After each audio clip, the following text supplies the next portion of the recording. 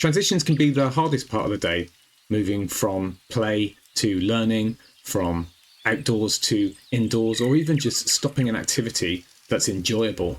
Today I'm going to share some iPad apps that are useful tools, not games, that can help children regulate their emotions and transition between activities. Here are 3 things I always look for when I'm choosing a Calm app. No ads. These can give a sudden sensory and attention spike. No timers or scores or levels. We are not winning at being calm. And a predictable response. The touch input does the same thing every time. You may have seen one of my other videos on the use of guided access on an iPad, which allows you to set short time limits for children to take part in activities. This may be useful here in order to set time boundaries on each of these apps. As you can see, I've created a dedicated folder for all of my Calm transition apps on my iPad. And I've made a video on my channel about how you can also do the same here. So feel free to check that out if you'd like to know how to do that. The first app I want to show you is called Sandcastles, and this is a sensory play app in a digital format. And before I start this though, I'm going to turn on guided access, and I've covered that before, as I've already said. And the reason I've done that is not for a time limit, but you can set a time limit down in the session settings here. But I've done it so that when I touch and interact with the screen, and when I swipe with it, it won't automatically close the app, because sometimes that can happen. So for this app, you can have a pretend play in the mess of using sand and water. And it allows you just to mess around with creating little sandcastles in a relaxing environment. There's no pressure, there's no scores, there's no times, there's no adverts.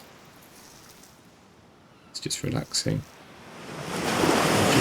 Consistent touch, and you've got a few seconds in which to experiment, and then the water comes in and washes it all away. So it's fairly low stakes and quite relaxing. Now you can actually paid version of this where you can buy some different styles of sandcastle, but I've got the free version and that works absolutely fine. And there's enough variation in here to keep it interesting for a few minutes. Relax and regulate any emotions. The second app I'd like to show you is called Acrobots, and this is a predictive physics simulator. You've got these little sprites which are Acrobots, and you can add to them, you can remove them, you can change the background to be high contrast.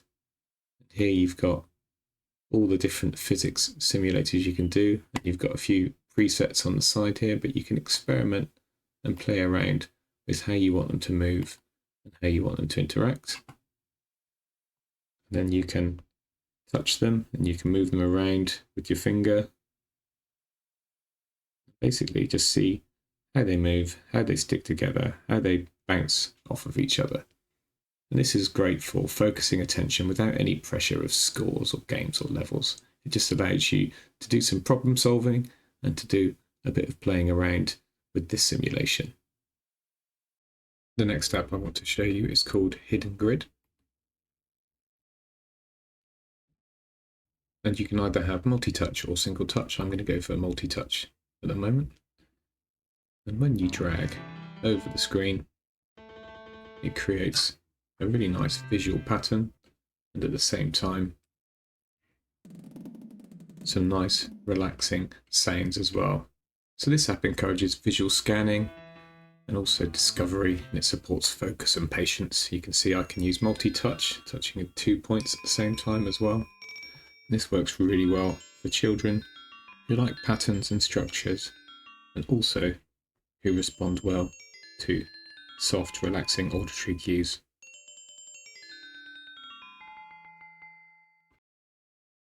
Next app I'd like to show you is called HeatPad.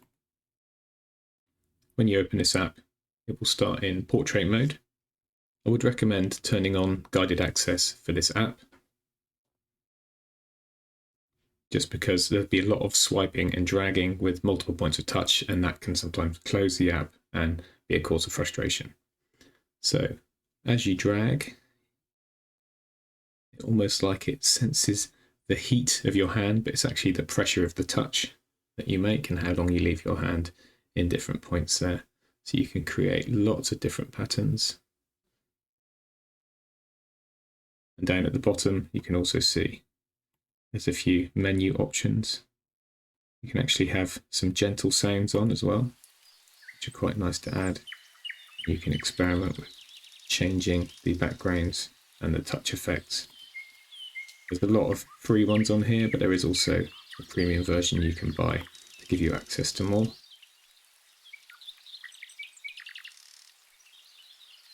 And this is a really minimal app, and it responds to gentle touch and gentle movements, and it's great for children who can be overly stimulated, perhaps have a bit of an overload in their emotions. It's good just for focusing their attention, calming them.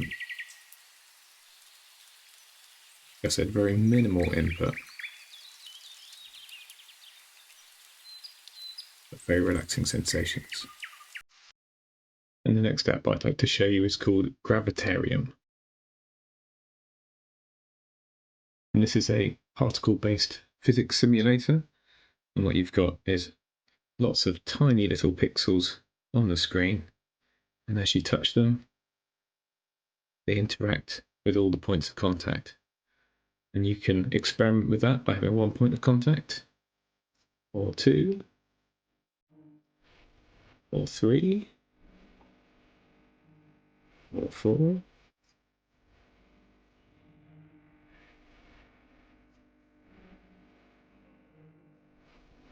And as you increase them, it changes the effect. There's a little menu at the bottom you can get to if you swipe upwards, and you can change that to a draw setting. You can pause the flow, and you can pin it. Some of these features are from the premium bundle. And again, here I'd recommend switching on guided access, because as you drag your fingers around on the screen, it can accidentally close the app, and that could be a cause for frustration. So that is a very, very nice app. That's great for calming visual focus, and it's really good for children who need a bit of quiet visual input to help them regulate their emotions. An important distinction to make is that this isn't free time on the iPad. It is a short, supported transition. That was a few of my favourite apps that I like to use to regulate children's emotions and transition between activities. There are hundreds out there, so if you've got some favourites, please do leave them in the comments. I'd love to check them out. If you found this video useful, do subscribe to my channel so you get notified about future videos I make. I'm the ICT guy, and thanks very much for watching.